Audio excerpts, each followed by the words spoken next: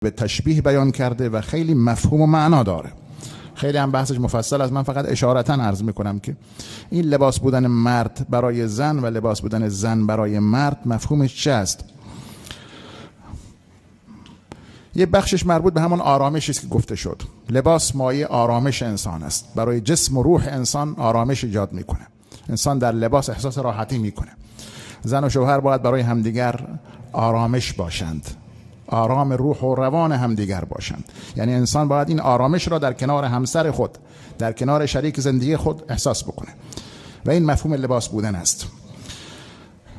لباس باعث آراستگی و آبرومندی انسان است و زن و مرد هم این گونه باید باعث آراستگی و آبرومندی هم باشند، نه خدای ناکرده برعکس. لباس باید برازنده انسان باشه. لباس برازنده انسان باشه، یعنی نه گل و گشاد باشه بکنم، نه خیلی تنگ که انسان درش احساس ناراحتی بکنه. تهی پای رفتن به از کفش تنگ، بلای سفر به که در خانه جنگ. قول شیخ سعدی هست. تهی پای رفتن به از کفش تنگ، بلای سفر به که در خانه جنگ.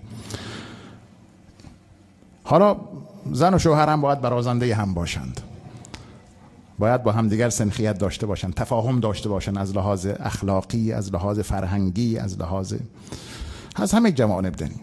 این تفاهم هرچی بیشتر باشه بهتر میتونن با هم بسازن زن و شوهر. حتی از لحاظ مالی مثلا این تفاهم اگر بیشتر باشه، دو نفر برازنده هم باشند تا بتونن لباس هم باشند. لباس برای انسان پوشش است، عیب‌های انسان را میپوشاند. زن و شوهر هم باید عیب‌های همدیگر را بپوشانند، محرم راز و اسرار هم باشند، نه اینکه اسرار هم را برملا بکنند. حق ندارد مرد و زن، این امانت است، یعنی که نباید خیانت بشود، که اسرار همدیگر را فاش کنند حتی بعد از طلاق. لباس پوششه و آن پوشش عیب‌های انسان را میپوشاند و باید هم زن و مرد عیب‌های همدیگر را بپوشانند و عرض کردم محرم راز هم باشند. لباس رابطه تنگاتنگی با بدن انسان دارد و این صمیمیت باید بین زن و شوهر وجود داشته باشد. رابطه خیلی نزدیک و صمیمی مثل رابطه لباس با بدن بین زن و مرد باید وجود داشته باشد. لباس انسان را از سرما و گرما حفظ می کند. زن و شوهر هم باید همدیگر را از سرد و گرم زندگی، در سرد و گرم زندگی همدیگر را حفظ کنند، در سرد و گرم زندگی کنار هم باشند. بالاخره زندگی فرازها و نشیبهایی دارد. اینطور نباشد که در خوشی مثلا زن با مرد باشد، اگر مشکلی پیش آمد فرار بکند برود، یا برعکس مثلا مرد این گونه رفتار بکند.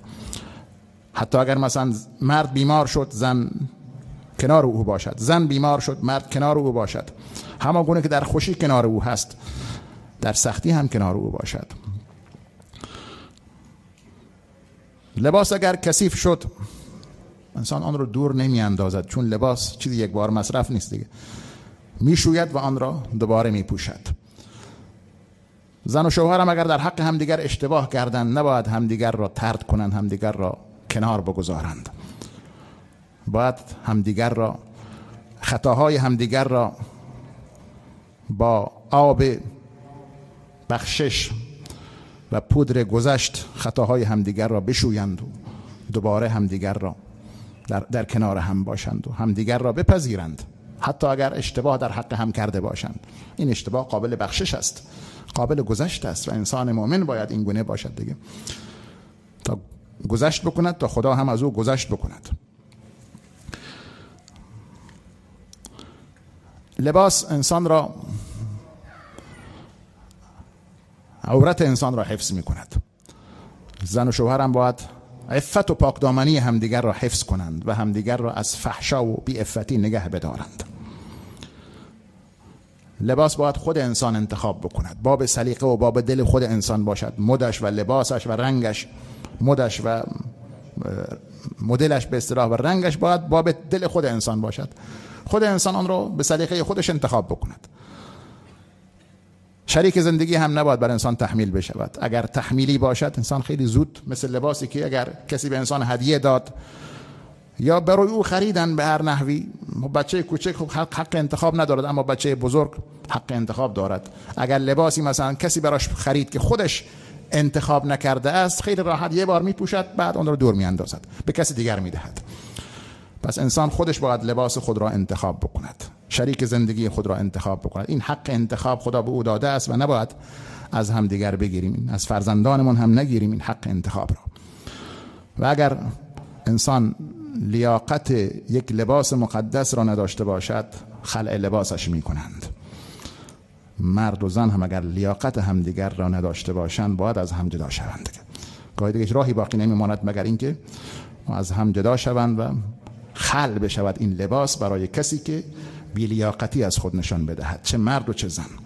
اگر بی لیاقت باشد باید از هم جدا شوند دیگه. این مرد نمیتواند لایق اون زن پاک باشد، مرد ناپاک دیگه.